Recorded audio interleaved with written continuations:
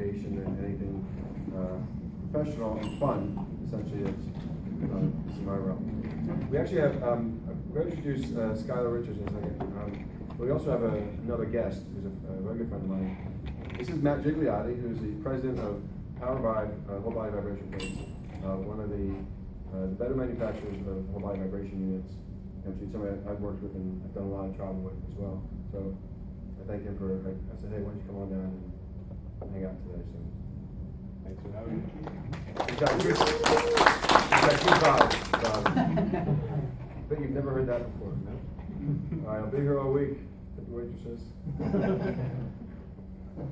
So, when Jason says, I'd like to end the semester with a bang of a speaker. Somebody who's different, but provides you a very unique perspective to help you when you're out there in practice and some ways to think about it. Skylar Richards, I'm going to go a little more of his background, is, and I can say this in a private room, but we can't say it in a public forum, is the head trainer for the FC Dallas Major League Soccer team here in this area. He's also vice president of the Professional Soccer League Athletic Trainers Group. He oversees the 25 soccer trainers that work in the U.S. Has been the strength and conditioning coach for the Colorado Rapids. And is generally a nice guy. He is a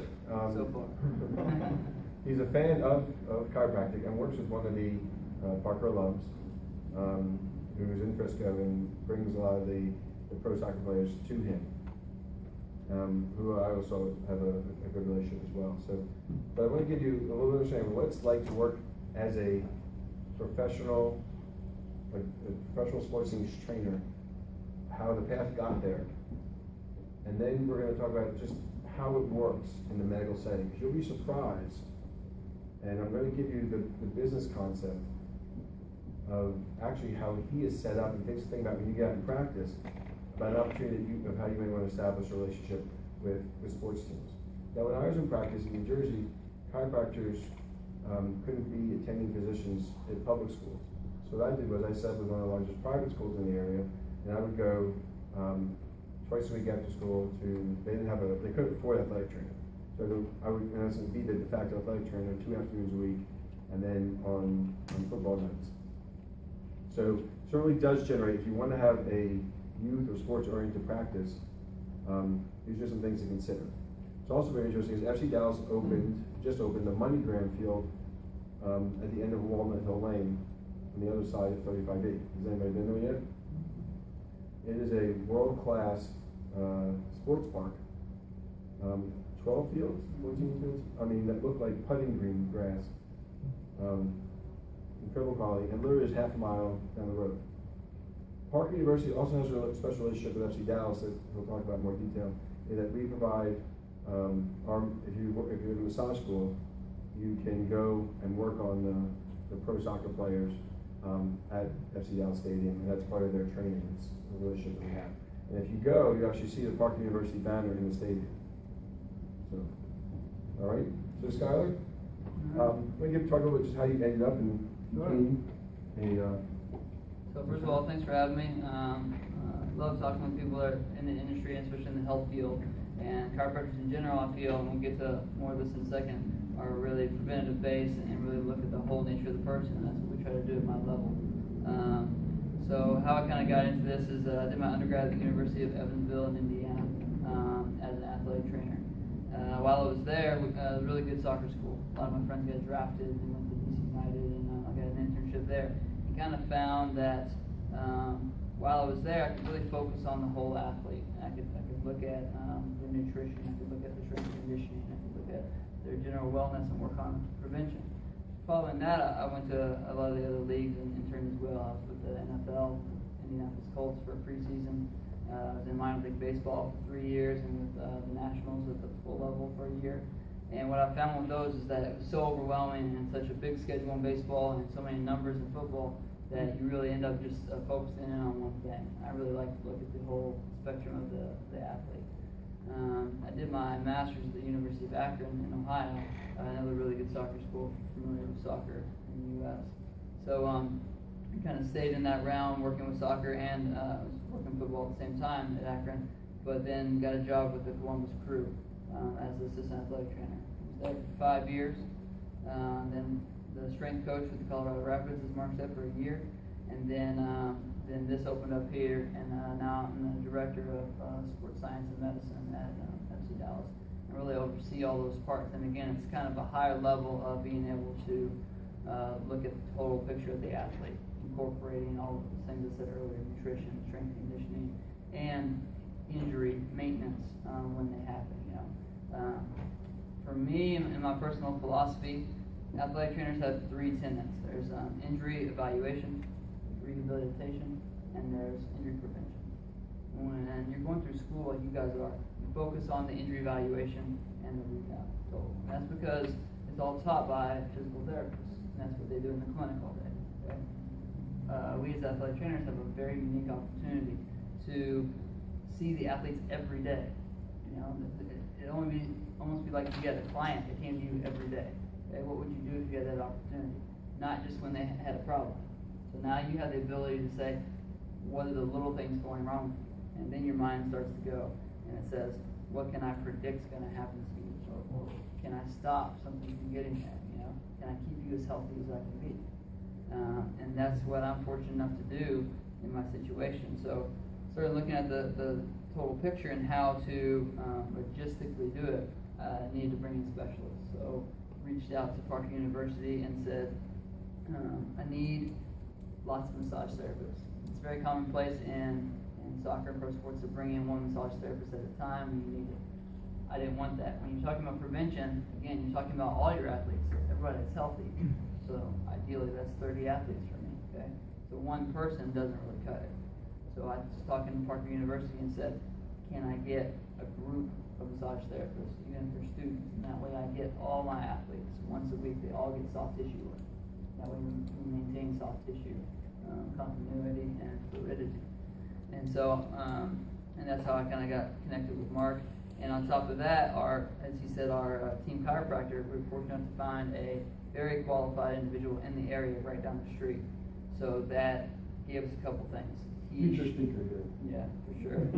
Very high energetic. He'll tell you more about this involvement, but for us, it's, do we have somebody available and passionate about what we're doing? And we'll talk through the preventative issues, and he's excellent at that. So it's looking at alignment, it's looking at the total body and saying what viewpoints, dry needling, what modalities, what are the things that we're not doing or I can't do to everyone at once, can he help me with, And then you talk about looking at preventative screening. So he helps us with some biomechanical assessments that we look at and really start to see what's going on with your bodies, and maybe when it's starting to go downhill. And if you take anything home today, take this, is that the measuring stick, the engine trouble light that goes off for athletes shouldn't be when they come in and say, I'm hurt, I can't train anymore. It should be before that. So how do you do that? What we did with the Parker University Massage School is we developed a system that every time they come in, they do a full soft tissue screen. They mark the trigger points and adhesion points that they find during the massage on a body map that we've created.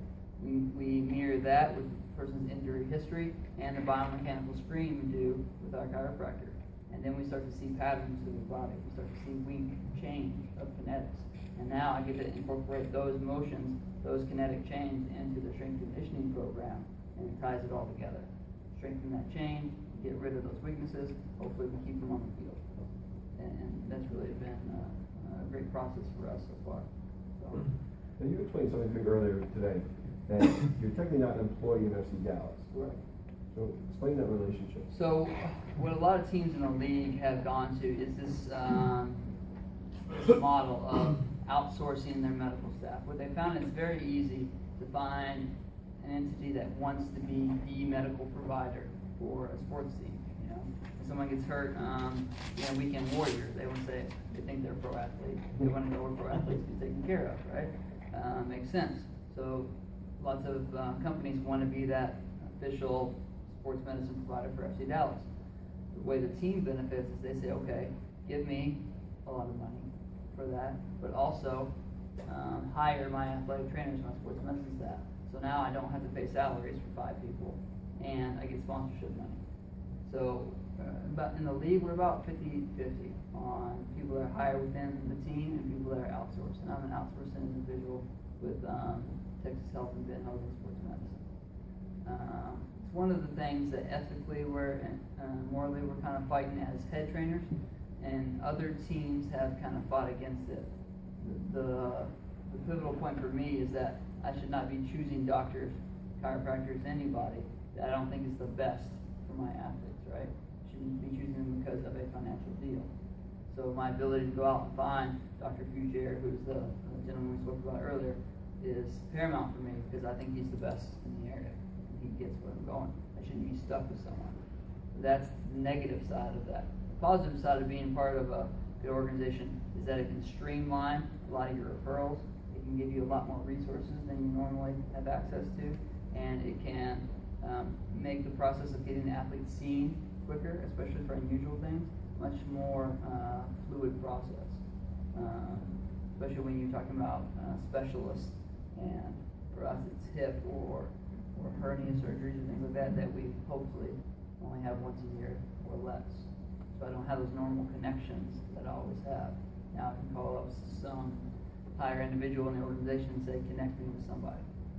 You know, so that piece is good on. The other piece, it can be a deficit on when you start to get into the business world part of it.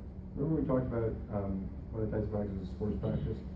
If I were to open a sports practice today, I would certainly look to bring on an athletic trainer as a staff member in my office from 8 in the morning till 2 in the afternoon, and then place that individual working at a high school or a college for the afternoon. It would make sense. Like, why would you not do that? You know, yeah, and that's certainly exactly what's going on here at the professional level. And that's the model we're trying to build. So we're FC Dallas is also the biggest youth team in the MLS. So we have about 100 youth teams under our umbrella. We also have 5 full scholarship academy teams. These are U13 to U18, and they don't pay a dime to play. They travel all around the country and play all the other MLS teams. So we provide athletic training services for them as well.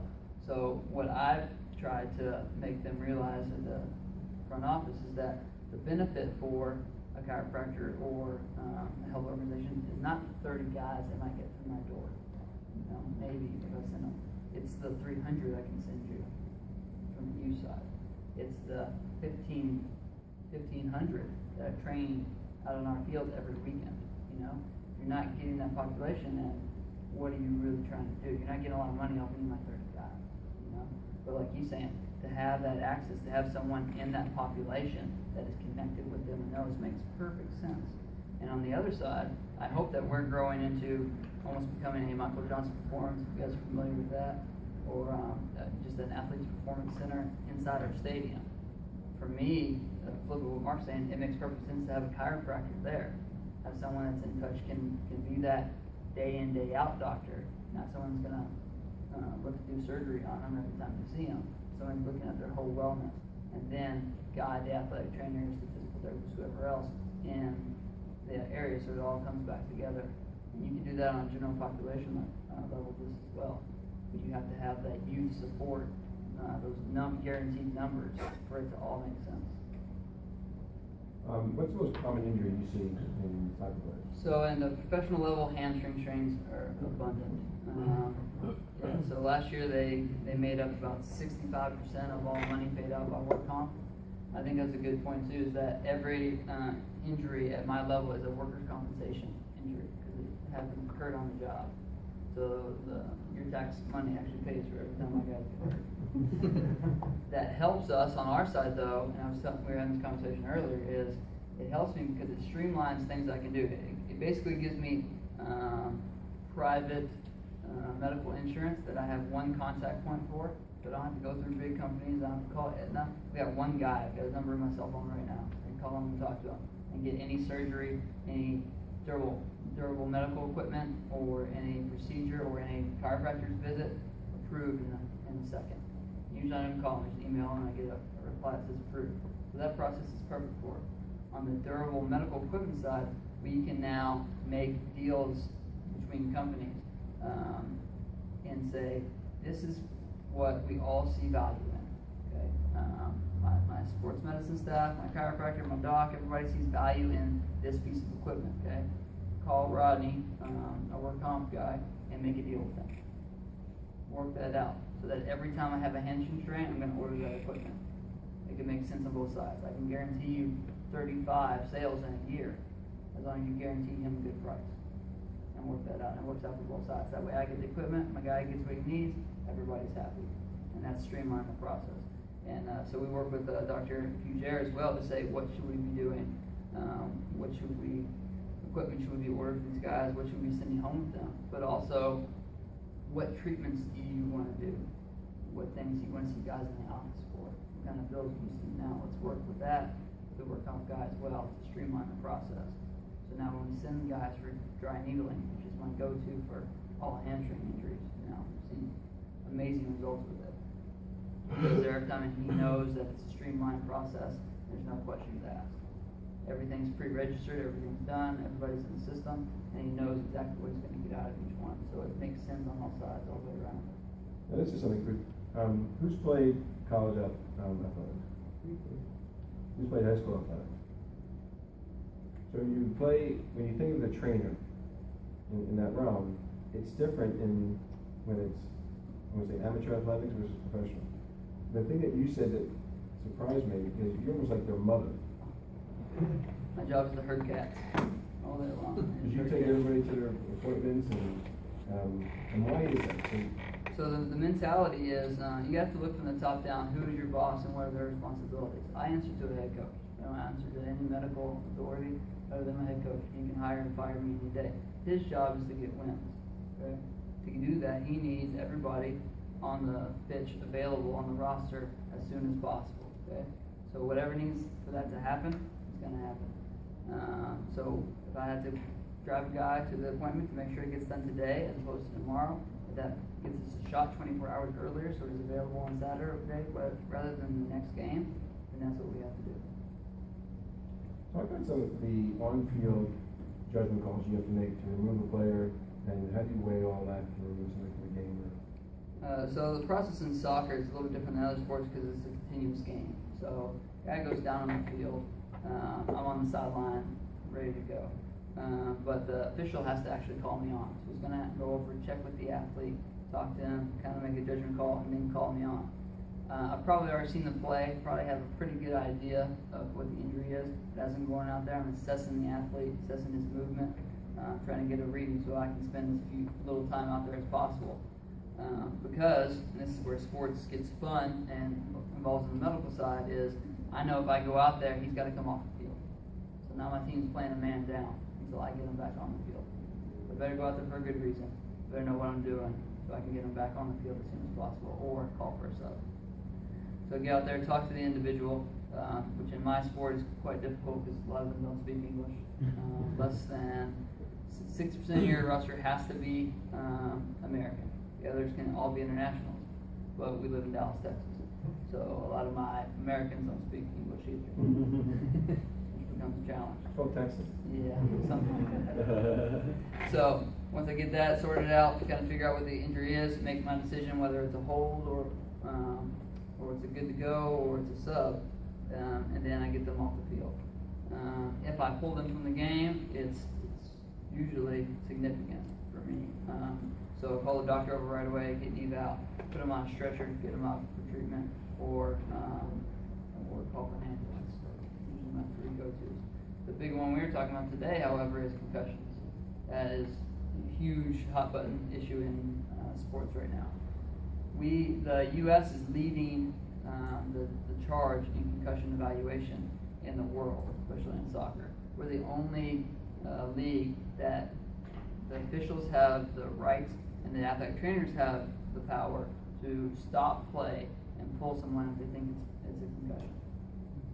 And what we're seeing is guys' careers lasting 4 to 8 years longer, 5 years on average, because of that early pull from the field. Because what happens is they continue to get head injuries on the field, and it's not like a +1+1. It's a ×10 every time you get a recurrent head injury while you're still injured. So by pulling them early, we're saving their career, saving their brain power. There's been a lot of documentaries on ESPN that a lot of ex-NFL athletes and the low level of cognitive ability they're at now after injury. So, I think we're making strides in that, and it's never going to be perfect, but I definitely think we're ahead of the curve on what's going on. But as Mark was getting to, is making that decision early, getting guys, and then figuring out what you're going to do for them once they're off the field. So, two questions. When they go in practice, if they want to have a relationship with a athletic trainer, how would you suggest that they initiate that? So definitely reach out. It's tough because at my level, I get 1,000 emails a week. People that want to work with the team. The biggest thing is, what have you done to set yourself apart from others? Are you already working with sports? That's a big thing. So like he's saying, get out into the community, hire an athletic trainer, something that makes you relevant, makes you knowledgeable, other than your word. Have you been working with local soccer groups? Have you been covering games? Have you been involved in that scene? That piques my ear and say, okay, he actually knows what's going on here. And then be knowledgeable about it before you go into the conversation. If you come in, you've never seen soccer in your life, you're not going to hire. You're not going to work. You have to be passionate about what you're doing, because I'm going to need you at a moment's notice. On the way over here, I was texting because one of my players apparently can't move his neck this morning. So I tried to get him in and see Dr. Fugere right now. And it was a text, reply, my player's in there right now. If it's not that, it doesn't work for me at my level.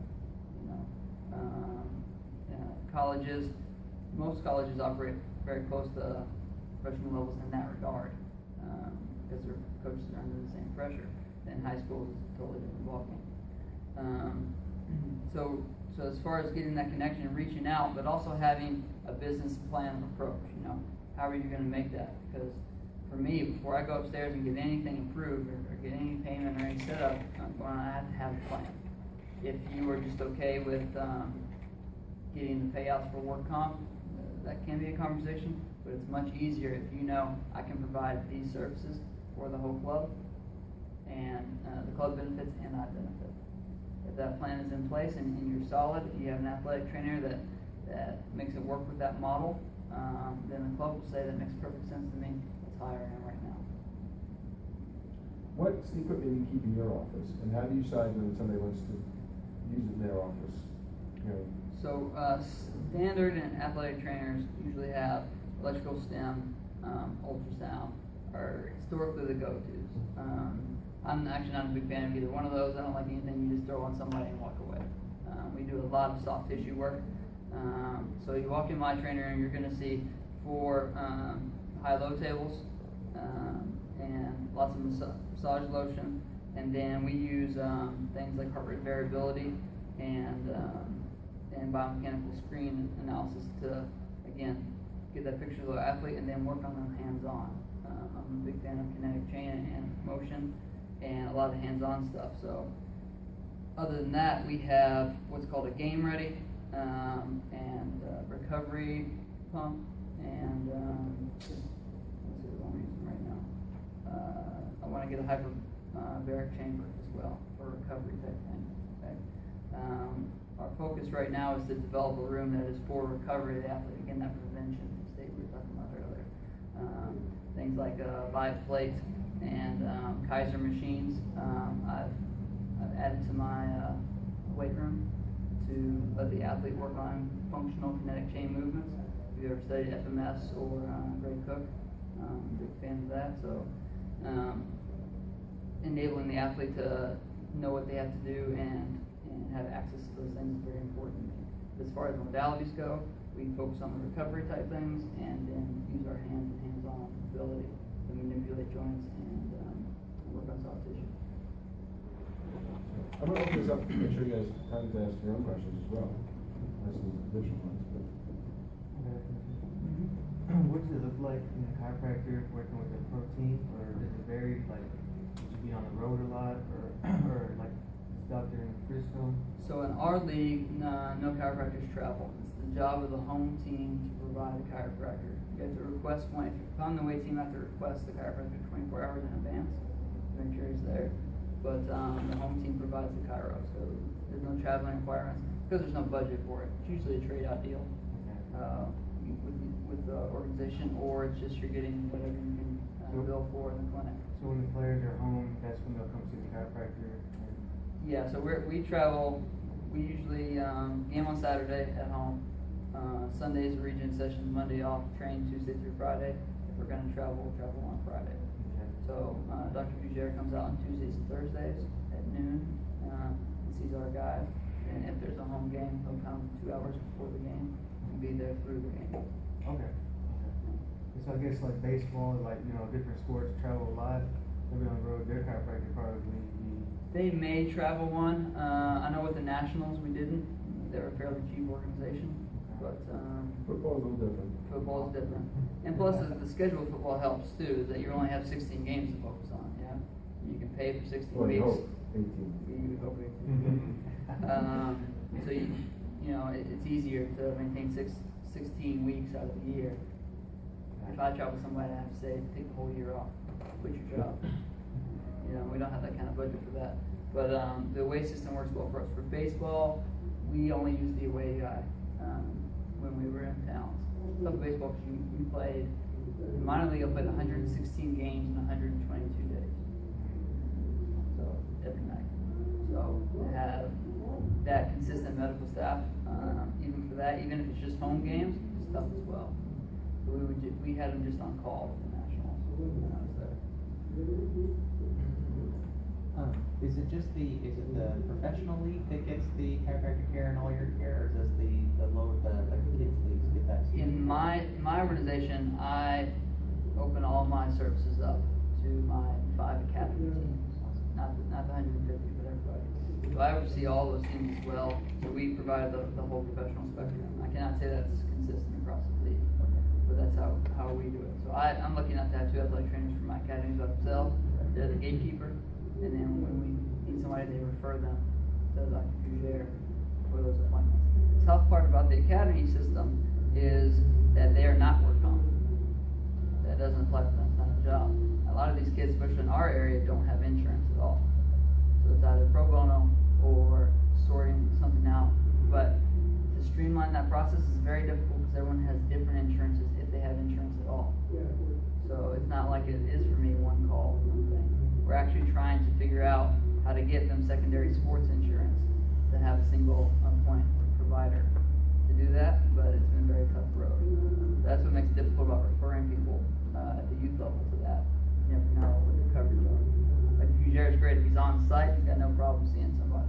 But taking out space in your clinic, time slots, is another, which I appreciate and respect and work with them to do that, but it's tough. I know my little cousin's on, I think, 15, 16. Academy? What's his name? Austin Ben Wagner. Oh, yeah. Anybody else? I'm sure like a lot of athletic trainers would like to work at FC Dallas. How did you first get that connection to work with them? So again, I got in with DC United in my undergrad because a lot of my guys got drafted there, and I called and got an internship there. I would say on the athletic training side, all the 5 head trainers and all the assistants were interns first. Also, it's the internship. Yeah. Those guys that will give the time, give the passion, and know the job when you're hiring.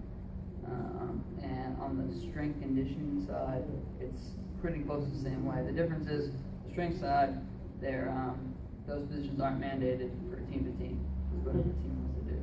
I bring up the strength conditioning because that's a vital piece of my staff as well. You need someone to be able to focus on that development of muscles and those patterns we were talking about earlier. Unfortunately, my time is administrative mostly and then rehab, but I can't neglect that prevention side that I was talking about earlier. So he's vital in that model for me. Is it mandatory for the athletes to get adjusted? No. Not yet. But again, we talked about this a lot. It would be, again, having some sort of process where we brought multiple people on, because it has to be efficient as well. I can't have a line of 30 guys. What's your average time to see somebody?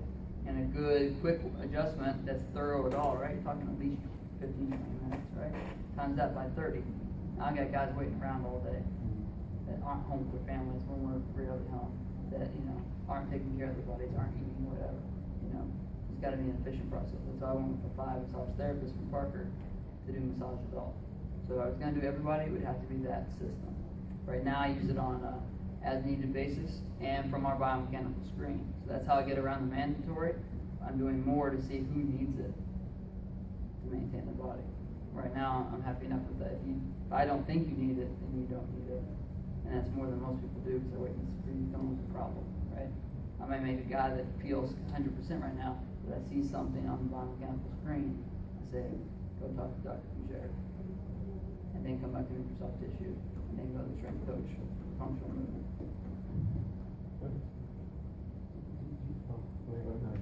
I was gonna say, do you see chiropractors focusing just on the spine, or are they on looking at extremities and everything? I have my guy do it all. Well, for me, it's the spine down. If you have a problem with your arm, you're on your own. You play soccer. But yeah, from the core down, we focus on it all. Mostly, he deals on my team with feet and spine, pelvis, lumbar. We have an abundance of SI dysfunction in soccer, and then feet. Sounds good. Yeah. The other stuff, I mean, usually I'm looking at their knees and their ankles mostly all the time. They're getting worked on, getting mobilizations and things like that. And a lot of these guys have such bony issues. They've been playing professional sports for 30 years probably at this point. So you have bony blocks, you have mechanical issues that need more than you can give them in one session in those joints. So that's why we focus on the other things that can be manipulated and adjusted. Matt? Can you explain again the outsourced relationship structure between, you said you report to the head coach, but you're part of Texas Health and Ben Hogan, and who chooses your team and just how that works? The question is, no one knows, and I'm happy with that. You know? Yeah, me. So it is a frustrating situation where I don't always know who's gonna maybe have my back in a tough situation.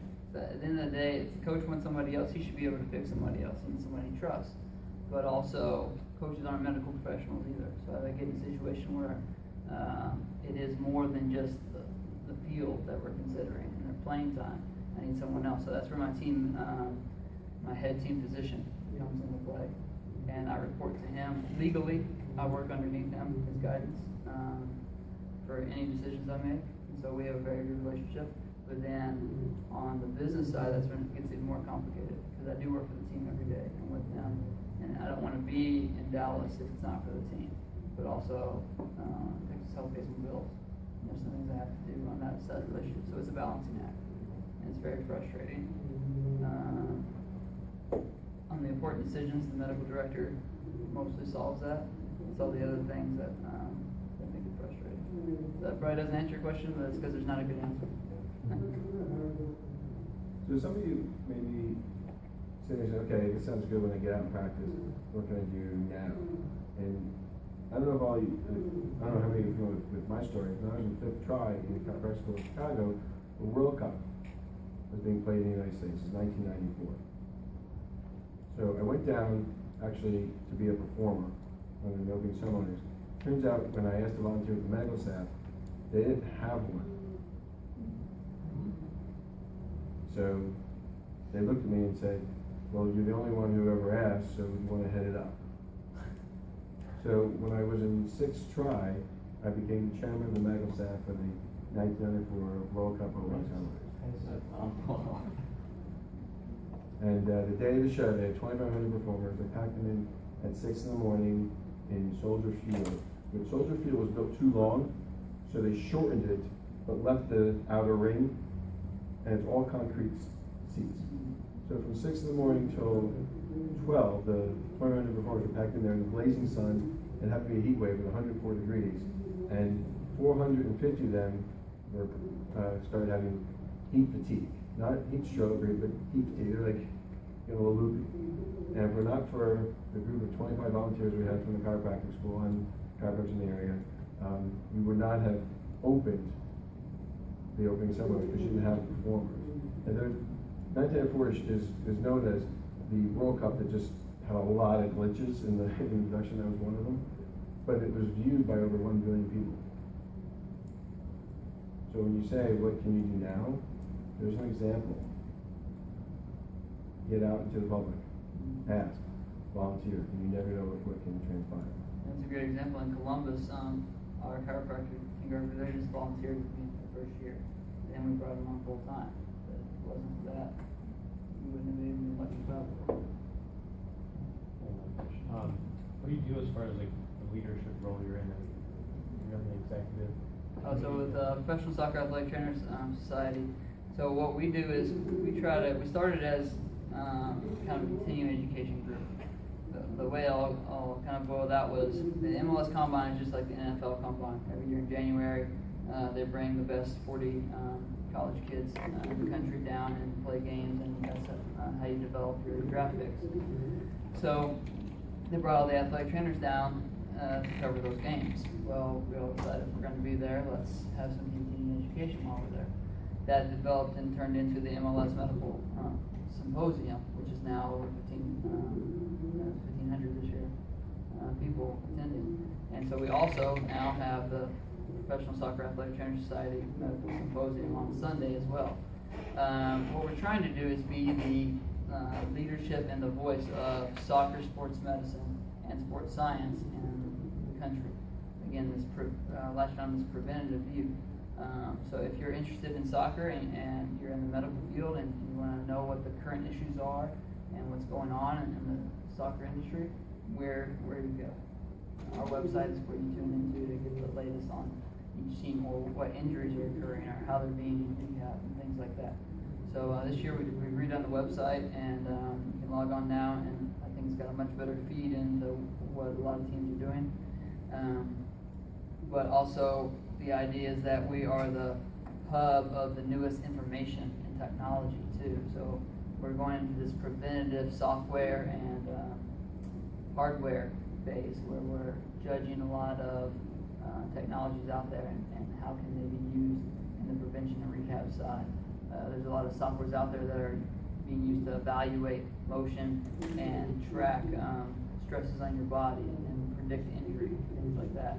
So you as an individual trying to maybe you hire some athletic trainers and they're covering teams and you want to try to help them prevent injuries. Where do you go to see what the newest technology is? That's what PSATS is for.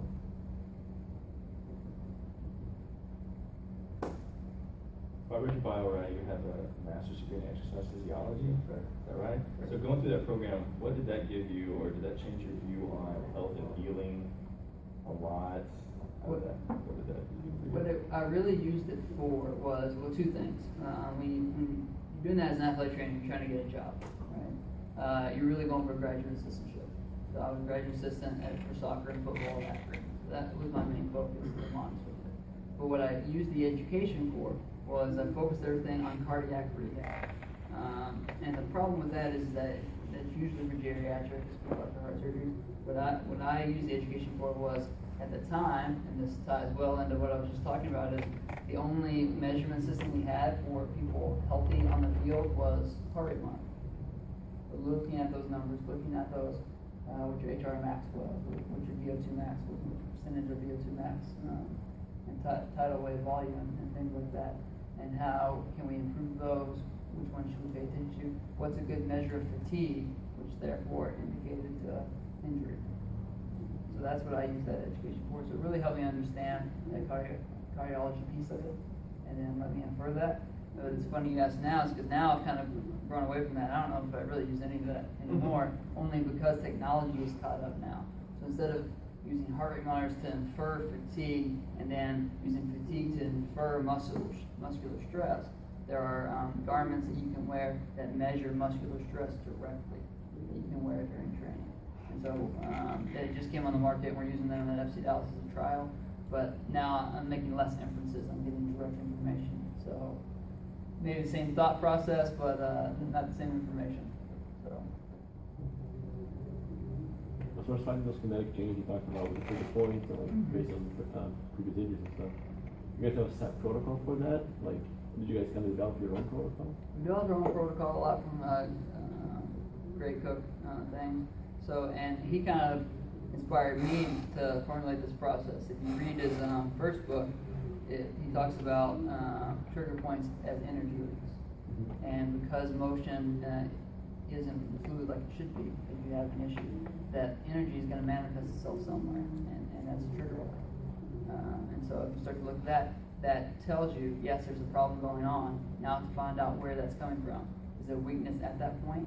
Or it's because stress is gathering there because I don't have good ankle dorsiflexion. What book was that? Body and Balance, Athletic Body and Balance is his first book.